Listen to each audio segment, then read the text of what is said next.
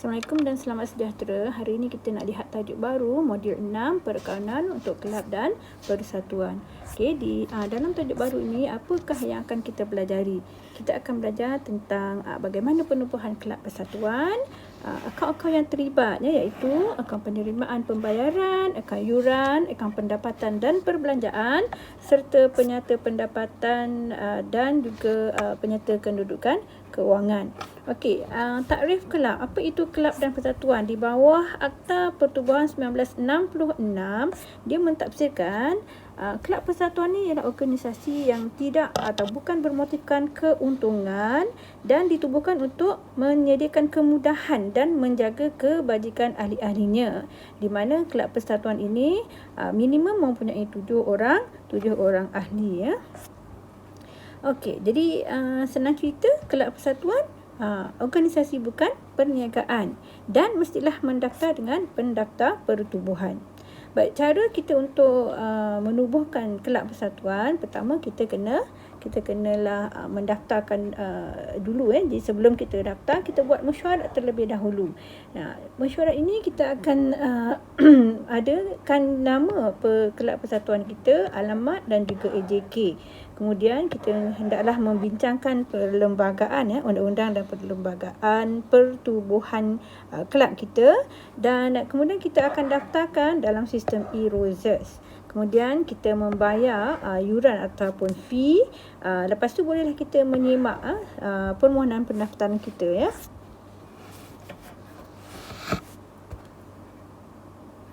Seterusnya,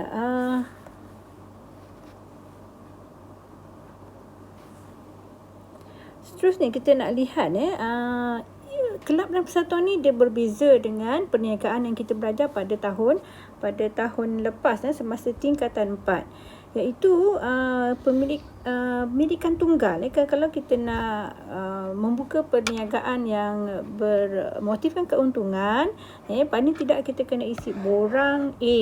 Kemudian kita nak kena daftarkan, kalau kita milikan tunggal, kita daftarkan dekat majlis daerah. Kemudian kalau syarikat, kita daftarkan di bawah pendaftar syarikat. Okey.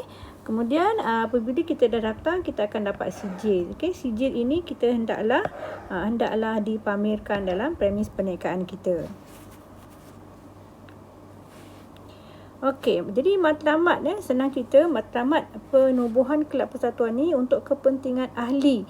Nak sediakan kemudahan untuk ahli, contohnya jika kita adalah kelab permainan, apakah yang diperlukan oleh ahli-ahli kita? Kalau kita kelab bowling, kita mungkin sediakan kasut. Okey.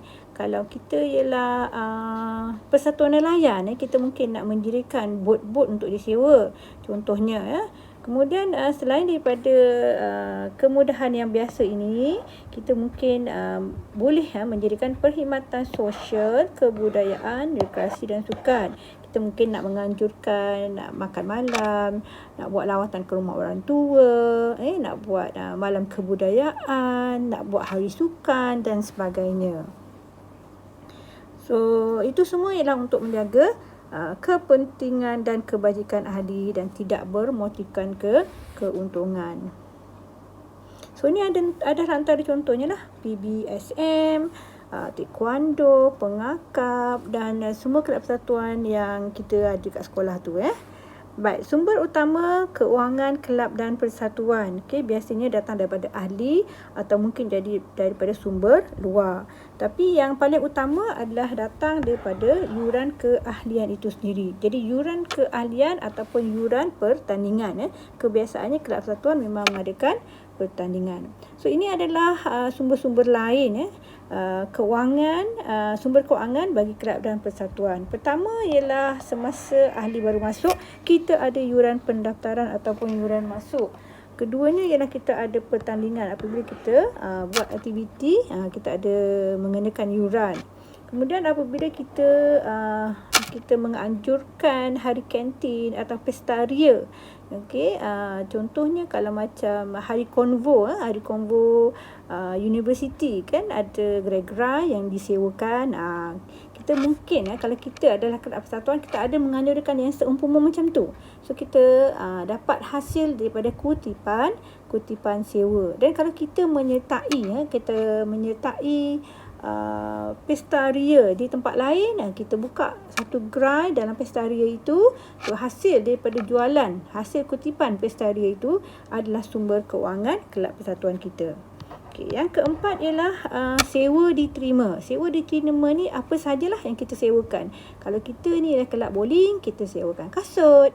Kalau kita ialah kelab futsal, kita sewakan padang. Atau kita nak sewakan laci, tempat orang simpan beg dan sebagainya. Yang kelima ialah aset bukan semasa. Sebagai satu organisasi, kita kadang-kadang ada beli kenderaan. Contohnya St. John Ambulance, dia ada ambulans. So satu ketika ambulans ni mungkin akan rosak, ataupun dah lama sangat nak tukar yang baru. So kita akan jual yang lama. Ataupun perabot yang dah lama, dah kita pun dah nak tukar baru, so kita jual perabot lama. Yang keenam datang daripada derma. Daripada derma, tak kisahlah daripada pihak kerajaan ke atau pihak individual ke, asalkan dia derma. Kemudian yang ketujuh ialah kita kadang-kadang ada perniagaan. Contohnya kalau kita pergi ke mana-mana kelab golf ke, dia ada kafe, ada kantin di mana air ada, makanan pun ada. Jadi di situ ada keuntungan. So keuntungan itu juga merupakan sumber kewangan kelab kita. Kemudian yang ke-8 ialah pelaburan. Kita ada menerima sejumlah wang daripada ahli dalam bentuk yuran. So duit itu kita simpan dalam pelaburan, kita laburkan. So kita akan dapat faedah ataupun dividen. Okey. Perbezaan di antara kelab persatuan dan entiti perniagaan yang berasaskan keuntungan. Kalau kelab persatuan, kita ada akaun yuran. Kalau entiti perniagaan biasa, tak ada. Tak ada. Dia tidak ada akaun yuran. Dan untuk kelab persatuan, kita memang gunakan buku tunai, tetapi kita akan rumuskan semuanya dalam akaun penerimaan dan pembayaran. Tetapi kalau perniagaan biasa, dia tak ada. Dia hanya menggunakan buku tunai sahaja. Kelab persatuan pula tidak ada imbangan duga. Kalau perniagaan biasa nak buat akaun perdagangan dan untung rugi, dia menggunakan maklumat daripada imbangan duga. Tetapi kelab dan persatuan menggunakan akaun penerimaan dan pembayaran untuk menyediakan akaun pendapatan dan perbelanjaan. So dalam kelab dan persatuan, istilah yang biasa kita akan jumpa ialah yuran tertunggak. Yuran tertunggak bermaksud yuran yang belum dibayar oleh ahli. So kita sebagai kelab persatuan, kita belum menerima yuran daripada ahli, masih tertunggak lagi. Dan ini istilah yang saya nak highlight juga, iaitu kita tak gunakan akaun bank, tetapi istimewa untuk kelab persatuan kita gunakan akaun penerimaan dan pembayaran, di mana sama juga dengan akaun bank, iaitu kita akan debitkan wang masuk dan kita akan kreditkan wang keluar. Penerimaan di sebelah debit, pembayaran di sebelah kredit. Okey, dari segi akaun pendapatan dan perbelanjaan pula, kelab persatuan dia tidak menggunakan istilah untung bersih. Untung bersih ni ialah untuk entiti yang berasaskan keuntungan. Tetapi kelab dan persatuan jika mempunyai untung, kita akan panggil dia lebihan. Jika mempunyai rugi, kelab akan panggilnya sebagai kurangan. Okey. Baik, untuk penyata kedudukan kewangan pula sama. Kita ada aset, kita ada liability. Tetapi yang membezakannya ialah perniagaan kita panggil equity pemilik. Untuk kelab persatuan tidak ada pemilik.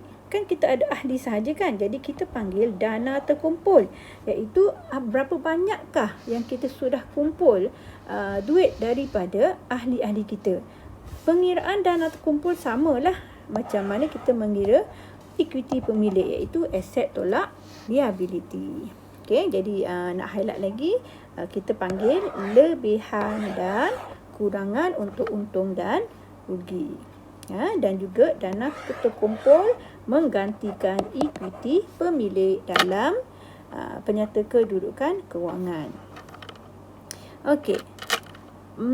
Kelab dan persatuan masih perlu cari duit sebab dia pun ada aktiviti yang dia nak buat, dia ada perbelanjaan yang dia kena bayar, api, air, elektrik, dan kalau dia ada kerani dia kena bayar.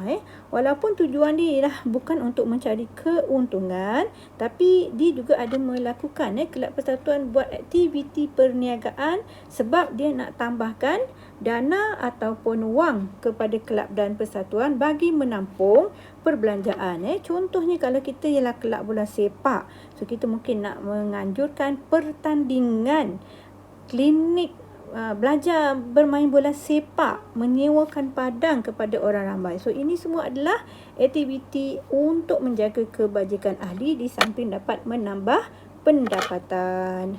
Okey. Itu sahaja untuk kali ini. Kita akan sambung pada part kedua. Terima kasih.